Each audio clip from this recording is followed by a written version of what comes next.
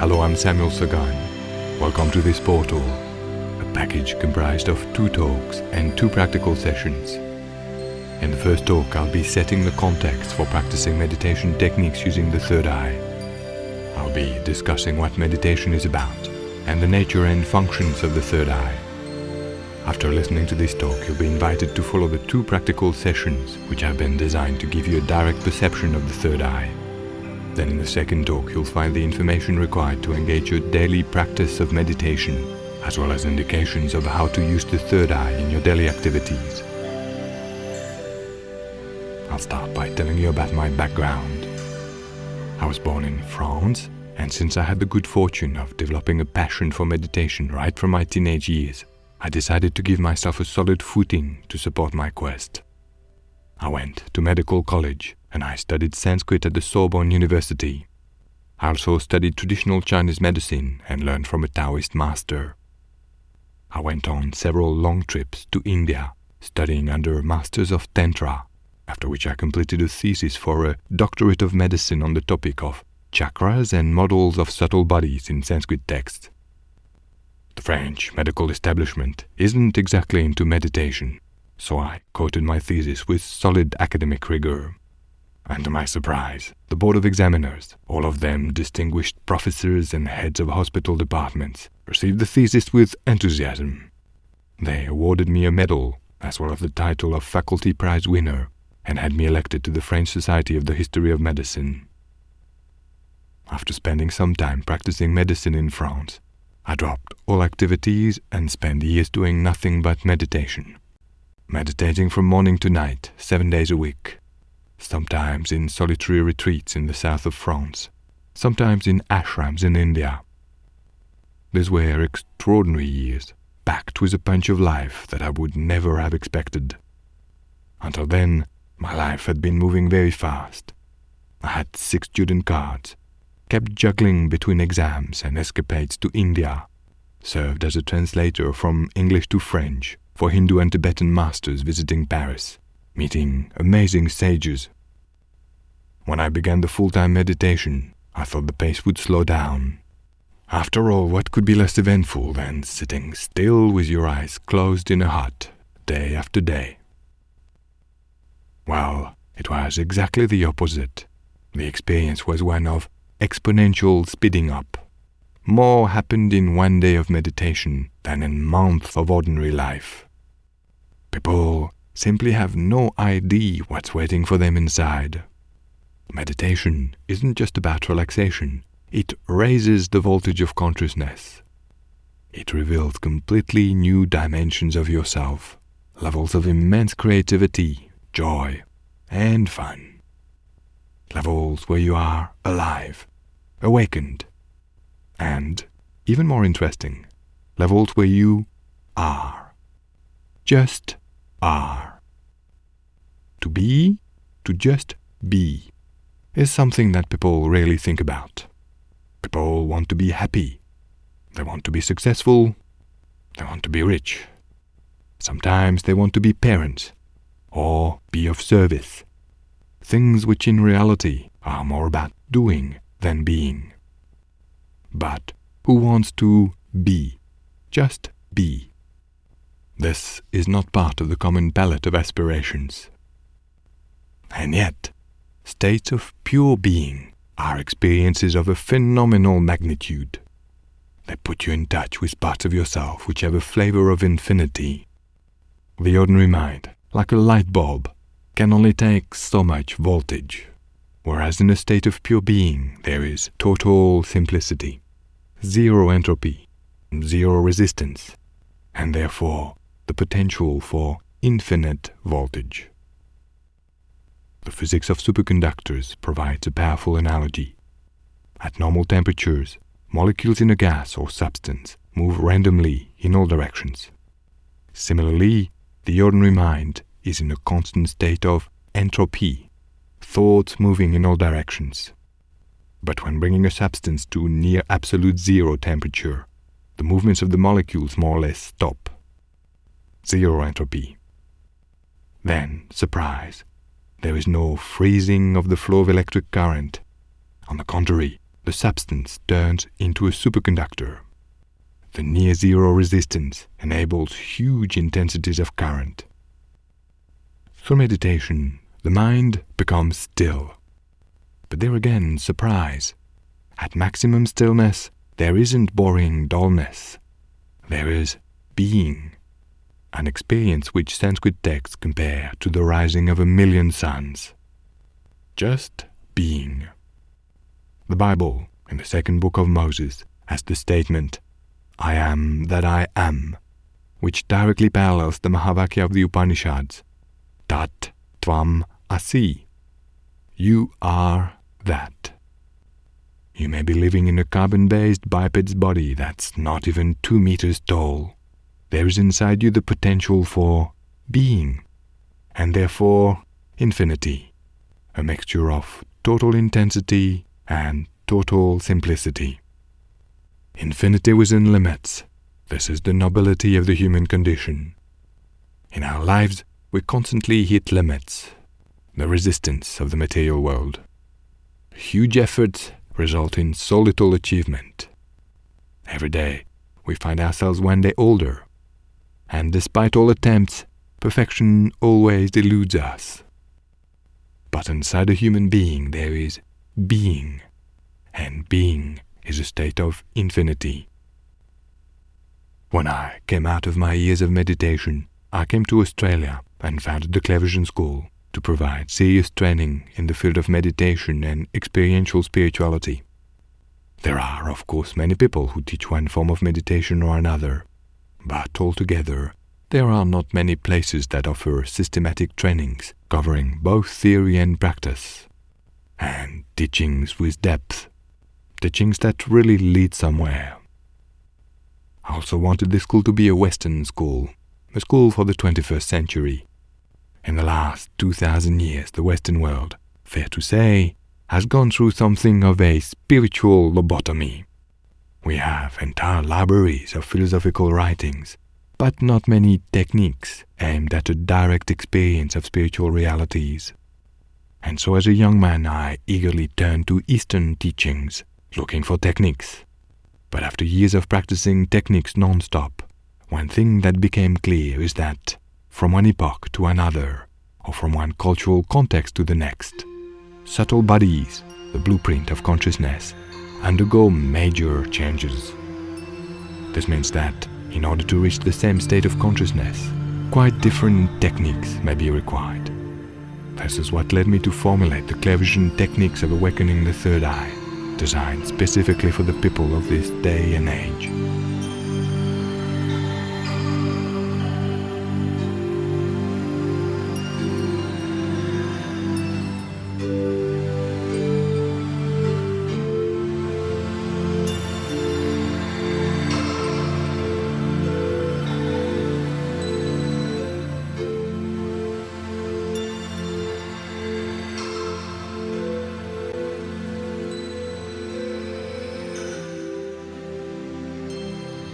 The third eye is of course universal.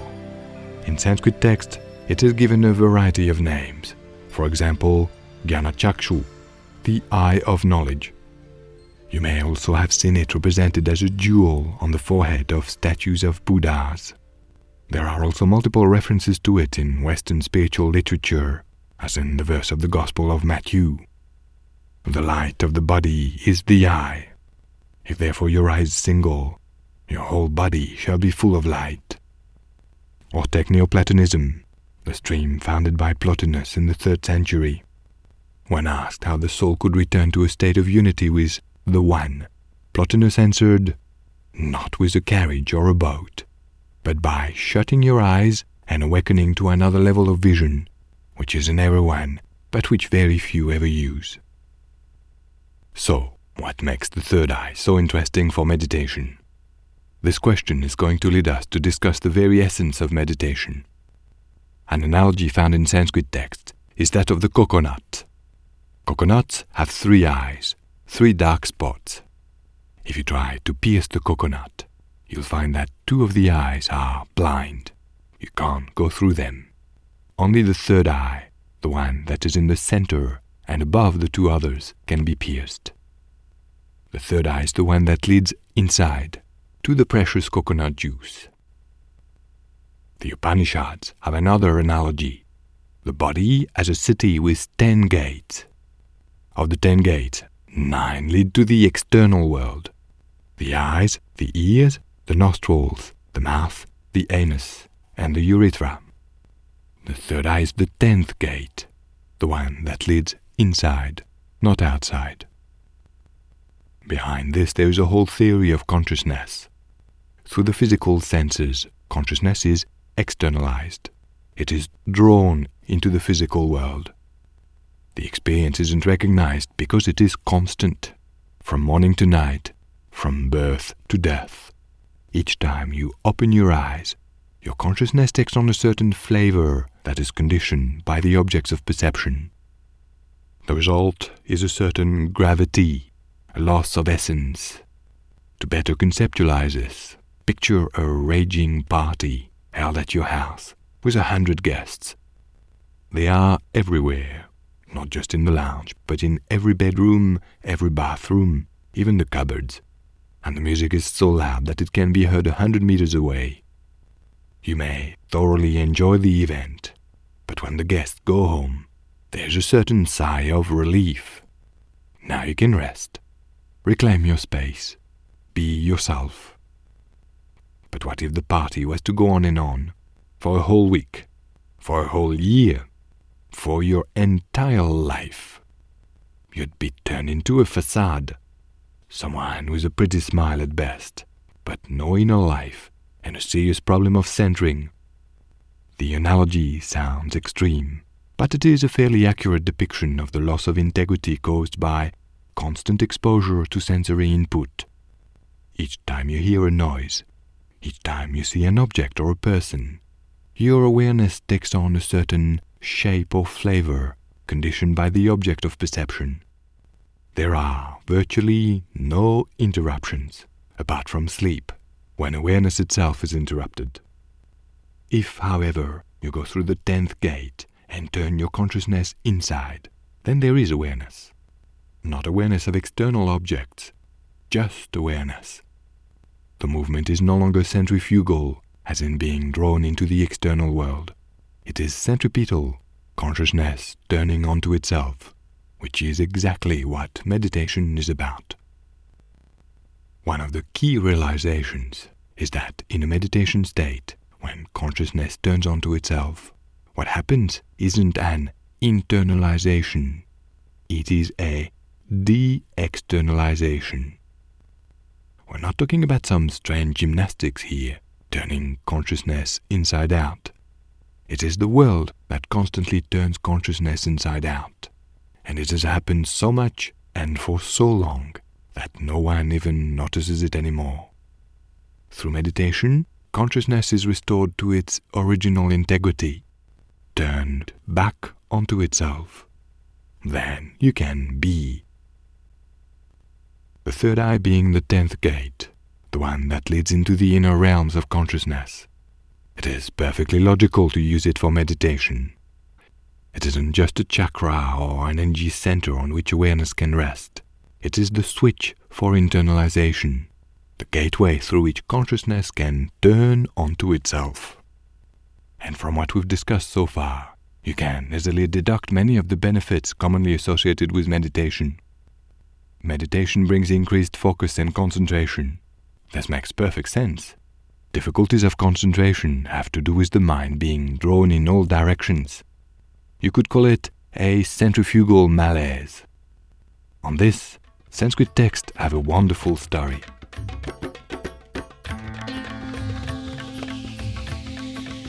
A rishi, a visionary sage, had brought up his son in the jungle hermitage and had taught him meditation. When the boy turned 13, the rishi decided to send him to Janaka to further his education. Janaka was a legendary figure in the Indian tradition, because he was not only a great sage but also a king, ruling over his nation with great care and wisdom. He therefore exemplified the fact that enlightenment could be obtained while living in the world, not just through being a wandering ascetic.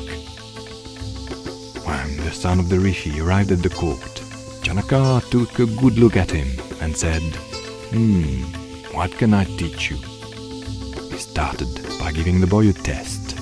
He placed a bowl of milk filled to the brim on the boy's head and instructed him to walk around the palace without spilling a drop. For a 13-year-old boy on his first excursion out of the jungle, Janaka's palace was full of fascinating things. Statues, magnificent meeting halls with fine carvings on the walls, dancing elephants, beautiful courtesans. Besides, the boy was hungry. There were glorious smells of food and piles of sweets on silver trays. Yet the boy just walked straight on, undisturbed. He circled the palace, and on his return to Janaka, not one drop of milk had spilled out of the bowl. After this, Janaka spoke to him not as a child, but as a peer. "You can return to your father," he said. "There's nothing left for me or anyone in this court to teach you." You can regard this as a story about being. Having overcome the forces that draw consciousness out of itself, the boy had conquered being. Janaka, who, needless to say, was surrounded by fine scholars and was himself a man of learning, made a statement by saying, "You know yourself, capital S. What more could we give you?"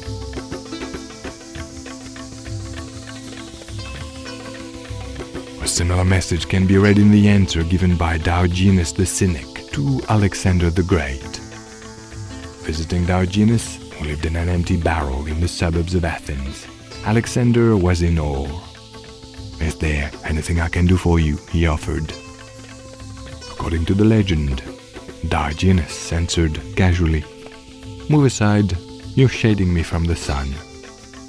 Alexander was so impressed that he later declared, "If I weren't Alexander, I would be Diogenes."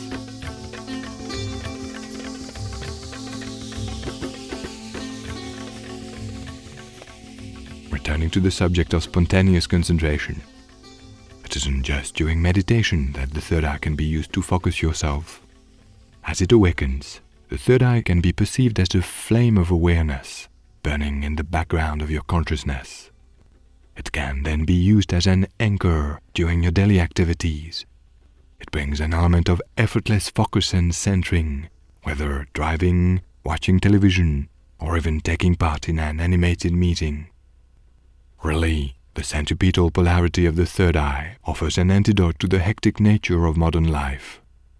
If you think about it, many of the features associated with a stressful lifestyle create an exaggeration of the central problem: the loss of integrity caused by constant externalization.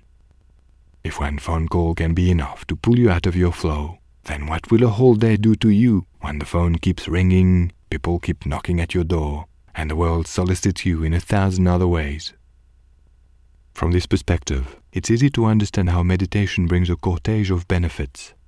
Benefits that have been documented in numerous scientific studies and include reduced stress, improvements in a number of conditions such as high blood pressure, insomnia, or eating disorders. A psychology experiment of a different kind, but which I found particularly revealing, was one in which two groups of rats were given both water and alcohol to drink. The rats of Group A, which were left in peace, didn't touch the alcohol, they drank only water. The rats of Group B, which were exposed to random electric shocks, not only displayed aggressive behavior, but also drank more and more alcohol, less and less water. If this experiment stuck in my memory, it's because as my third eye awakened, I often felt like an escapee from cage B. When the third eye is active, it creates a smooth inner environment in which the input from the senses reaches you, but doesn't hit you. By comparison, life in the ordinary mind hurts. There is no padding, nothing to digest external impressions. Crude, unrefined material is poured into your consciousness in a way that constantly jars, as if you were receiving electric shocks. During daily activities, the third eye acts as a filter. Through spontaneous awareness, external noise and entropy are reduced. Another experiment I always found fascinating is one in which the brain waves of a cat are registered on an EEG machine. A bell rings. A set of spikes is registered in the cat's brain waves. Now, put a mouse in front of the cat. Riveted. The cat sees nothing but the mouse.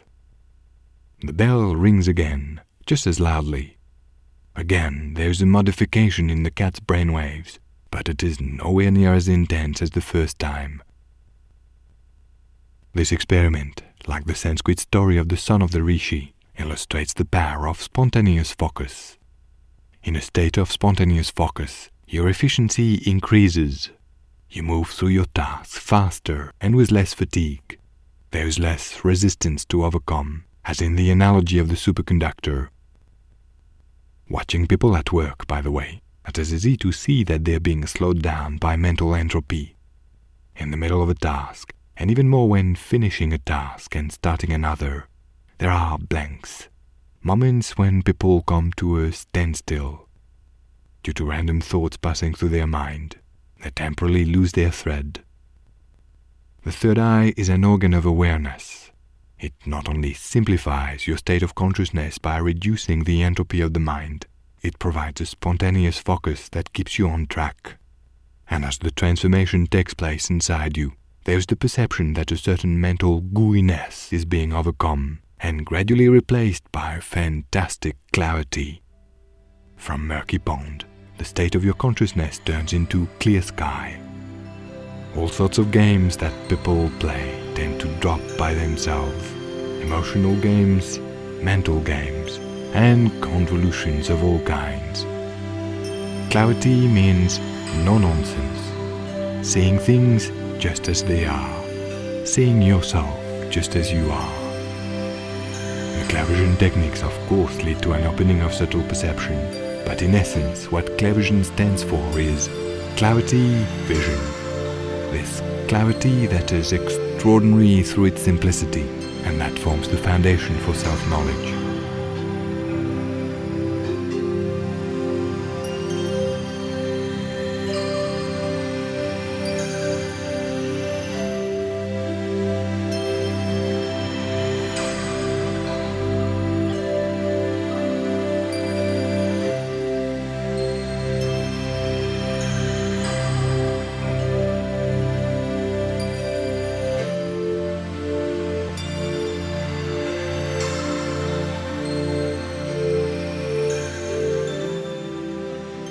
Before continuing, let me tell you a parable, the myth of the ants.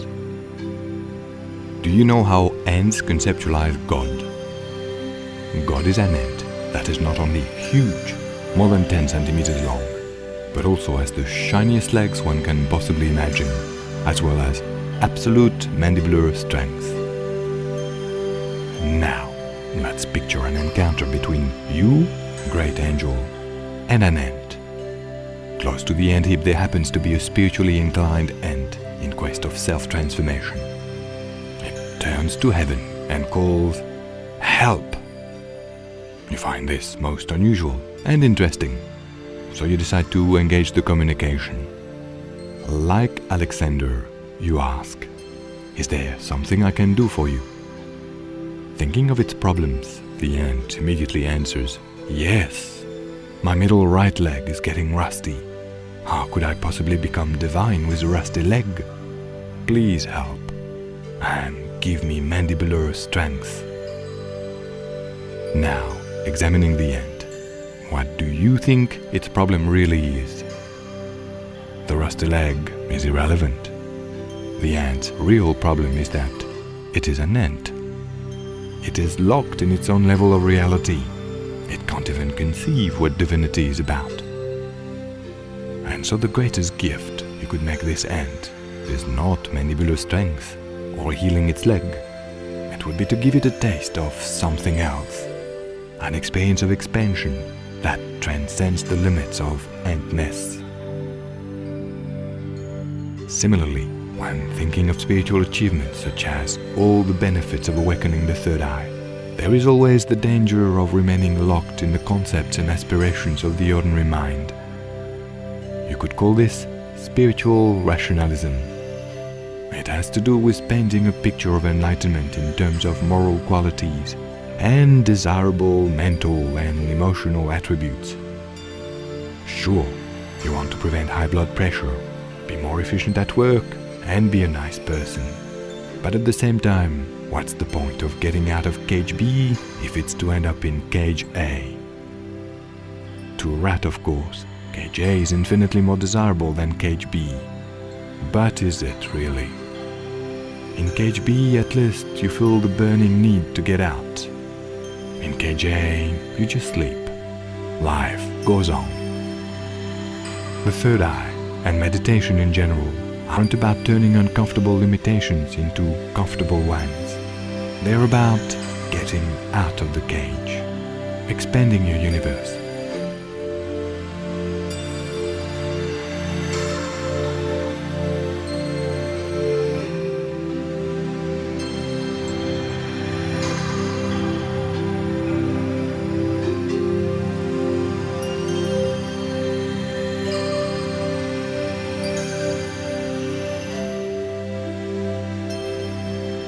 When activating the third eye, an awakening of perception takes place.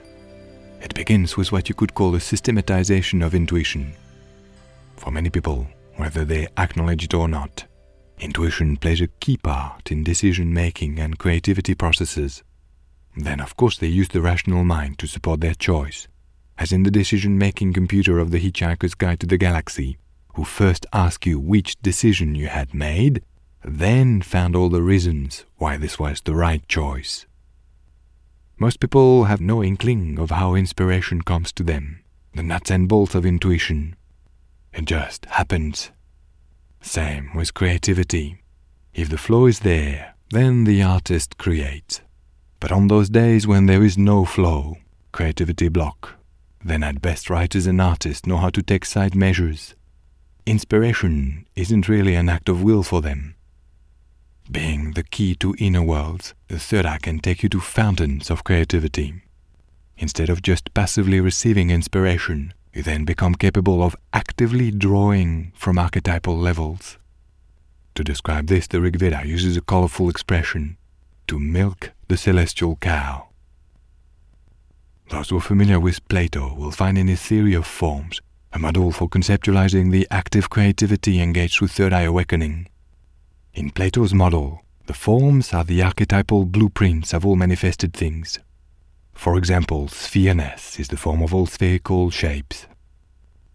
Through inner vision, the forms can be contemplated. Incidentally, the Greek word for form is eidos, from the root eido, to see. And according to Plato, any act of intelligence, any act of creativity, rests on an intuitive perception of the forms.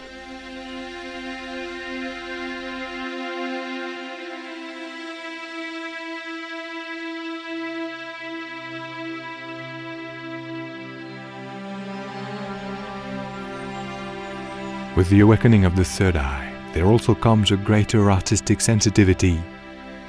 Life is revealed in colors. The most simple bush becomes a fascinating work of art. There are non-physical colors in the aura, as described by esotericists, halos around trees and plants, as well as animals and people. Non-physical colors are of striking beauty. Ever since my vision awakened, this has been a topic of wonder for me. As a child, by the way, I had zero non-physical perception. To me, third eye vision wasn't some kind of gift. It was the result of patient and systematic cultivation. As a young man, I often wished I could have been more gifted. But later, I realized it was precisely because I had to go all the way that I could design techniques for people without any special gift. A path where the only indispensable requirement is perseverance. And so as my third eye was awakening, one of the things that struck me the most was the beauty of what I was discovering. Every tree became like a poem that told the story of the creation. A tree is like a world of its own, with a magma of colors held in the structural framework of the branches. There are forces moving in all directions, softness and strength, layers of wisdom upon layers of life. And behind the most humble creatures of nature, you discover a meaningful world of shapes and colors. Many insects, for example, are perceived as resonating with forces from distant spaces, mathematical forces of great rigor and integrity. The night sky becomes a topic of endless wonder. Seen through the third eye, the light of stars takes on dimension. It turns into an intricate artwork, combining physical and non-physical colors of exquisite subtlety. Compared to this subtle range of perception, ordinary vision feels flat, as if you only saw postcards and never the real thing. Another difference is that the consciousness of the ordinary mind is separative in essence. When people are locked in their mind, they have no idea what other people feel. The ordinary mind makes you live in a state of isolation. Whereas when tuning into people, animals, plants, or even stars from the third eye, there gradually arises the sense of a profound underlying unity. You're no stranger to the creation. You gain an intuitive perception of what other beings feel. Experiences of communion with nature could be taken as example of this expanded perception. But then again, through the third eye, they stop being isolated flashes that arise randomly. They become systematic because they are actively mediated. Nature becomes a different world, full of unexpected discoveries. For example, once, when a whale was visiting Sydney Harbour, I took my kayak and went to spend the morning in its company. I was lucky. The whale stayed in about the same position, so I could spend a few hours less than 30 meters from it, just tuning in. I had read several times about the echolocation used by marine mammals. Echolocation operated through an organ situated in the forehead. What struck me on that day was how closely integrated with third-eye perception this echolocation is. Close to the whale, I could feel myself being third-eye scanned, over and over again. The experience bore the unmistakable characteristics of a third-eye space, but mixed with the huge, out-of-the-worldly presence of the whale. That day, the whale wasn't especially communicative. It was just busy doing those things that whales do. But in numerous other situations, I have seen animals become incredibly responsive when you tune into them from the third eye. In the tablelands of New South Wales, at a retreat center of the Clevergen School, there used to be an eagle that came to visit. At times, when tuning into it, there was the clear perception of a third eye lock, communication. Then I would raise my arms and slowly start turning. The eagle would start moving too, facing me, holding the third eye lock. And we would dance together, as if in celebration of some ancient mystery. The eagle's consciousness resonating with my eye was an experience of massive vastness, beyond anything the ordinary mind can conceptualize. An experience out of the cage.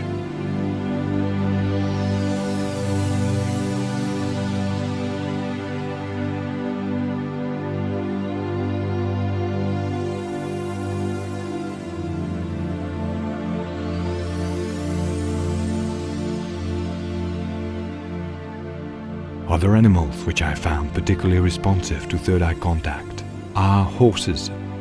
People who are into horse riding know that a great degree of intuitive communication can take place with a horse. Through the third eye, these exchanges become particularly clear. You feel this consciousness locking into your third eye, and suddenly, it's as if you were standing in front of a person. The horse lets you feel what it feels, with stunning tangibility. Close to rivers in many regions of Australia, a common animal is the water dragon, a sort of lizard 1 or 2 feet long. It's a very ancient creature which, like the tuataras of New Zealand, happens to have a physical third eye. Called the pineal eye or the parietal eye. That's a slight protrusion under the skin of the top of the head. Water dragons are very shy creatures. As soon as a human turns up, they jump into the water and hide. But if you approach them in a state of third eye awareness, then it's a completely different story. The water dragon just looks at you. The best term I can think of to describe this is third eye lock. Then it's as if you were in another world, out of the mind, out of the cage, in a state of vastness, incredibly ancient and sacred. Then the dragons treat you completely differently. They are no longer shy. They come and eat from your hand. Sometimes they even come and sit on my lap.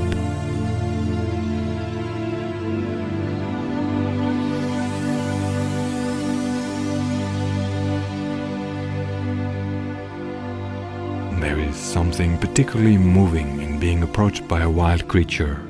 It makes your heart shine. It unlocks flows of empathy. And you could say the same of many third eye experiences. Perhaps because they unveil this underlying unity between you and the world. They make it easy and natural for empathy to flow. This is a good opportunity to address a question sometimes asked about this work. Why start with the third eye, not with the heart? Something I would invite you to reflect on is that, in English, there is a certain amount of confusion associated with the term heart. There's the heart, which is the physical organ that pumps blood into your system. There's the heart center, or heart chakra, located in the middle of the chest. And then there is heart quality, or heartness. Heartness and love, however, aren't specific to any particular body part. Love is transcendental in essence. It isn't the exclusive prerogative of any chakra. Love can shine through any energy center, and vice versa. Not everything that comes out of the heart center is loving. The heart can also be the seat of violent emotions, jealousy, or hatred. Right from the start of your spiritual endeavor, it's therefore essential to not let yourself be fooled by words. Heartness does not specifically belong to the heart center in the chest. Confusing the two would be like describing a loving friend as a person of chest, or someone with such a big chest. So the third eye isn't some kind of head organ as opposed to the heart. It is the gateway to inner worlds. Precisely, it is by crossing this gate that people can get out of their head and engage true heartness and flows of empathy.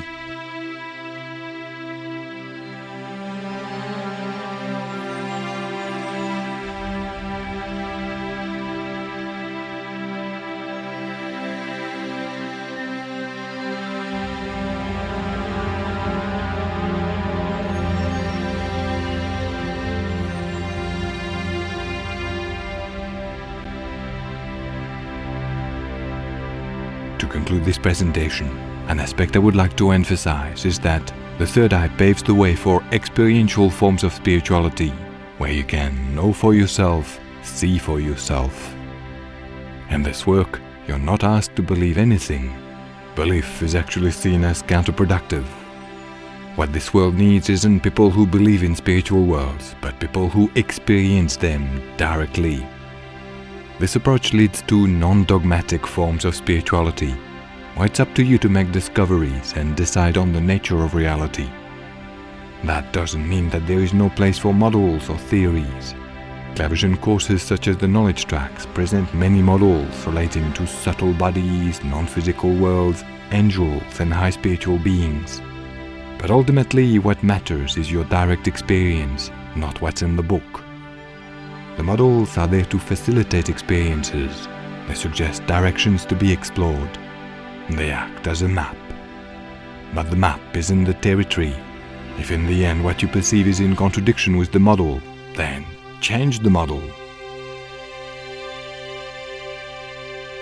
At the Clairvision School over more than 10 years now, I have trained a large group of people who, through a variety of processes starting with awakening the third eye, have engaged in a systematic exploration, a mapping of consciousness. Inner perceptions aren't vague and beyond communication. Through practice, they become as tangible as physical perceptions. People can therefore compare their observations in what can be regarded as the beginning of a science of consciousness. This can give you a glimpse of the scope of this work beyond only individual benefits. The fact that we live in a materialistic world has a lot to do with the fact that very few people have a direct perception of non-physical realities.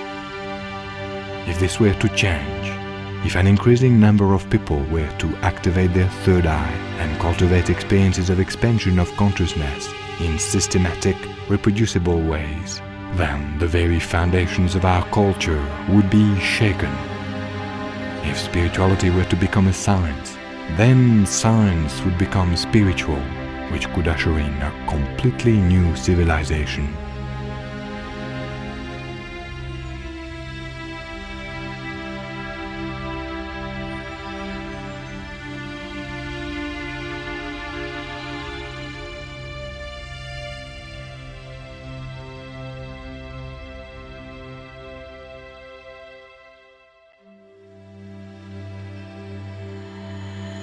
Now, having listened to this talk, the next step is to go through the practical sessions.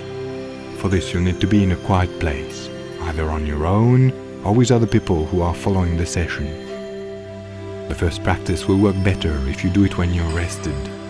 A Saturday morning, for example, at the start of a quiet weekend, will be infinitely preferable to an evening after a long day at work. Seal the space for the duration of the session. Disconnect the phone. Don't let anyone walk in and out of the room, and make sure you won't be disturbed in any way. In order to induce third eye perception, the practical sessions use music. You'll therefore get better results if you use a good sound system. Headphones are not advised. This doesn't apply to the talks, only to the practicals. The reason is that you'll be invited to practice a diffuse form of listening, receiving sound vibrations from the third eye, not just with your ears. There's no fixed indication as to the time span between practical sessions 1 and 2. You could do one in the morning, one in the afternoon, or one on Saturday and one on Sunday. You could also do both in a row, with a short break in the middle. It's recommended, however, that you complete both practical sessions before listening to the next talk.